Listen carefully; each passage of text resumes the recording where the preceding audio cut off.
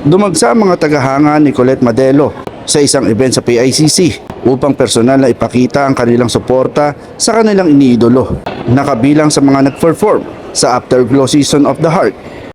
Masiglang pinaramdam ng mga tagahanga ni Colette Madelo sa venue ng event.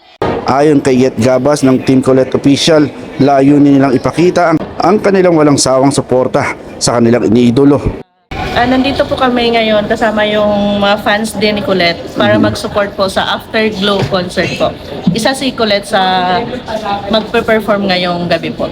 Ayon pa kay Gabas, hindi nila pinapalampas ang bawat pagkakataon mapanood ng personal ang kanilang iniidolo. Time naman po kung saan si Colette na may perform like this, nandito po kami palagi, mga team live po. Ikinwento rin niya na hinahangaan nila si Colette dahil sa kanyang talento at magandang pakikitungo sa kanilang mga tagahanga. Samantala, ang kanilang mensahe para kay Colette ay mananatiling mapagkumbaba at ipagpapatuloy ang pagbibigay inspirasyon sa kanyang mga tagahanga.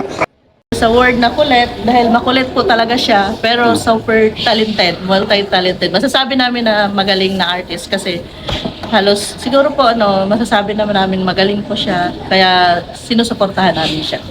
Wish ko po sana stay humble at saka patuloy, nandito lang kami, patuloy kaming nakakasupport kay Colette at sa patuloy din po yung pagiging mabait niya sa amin.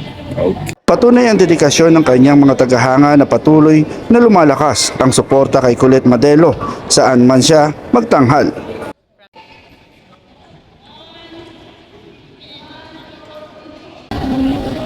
Thumbs up.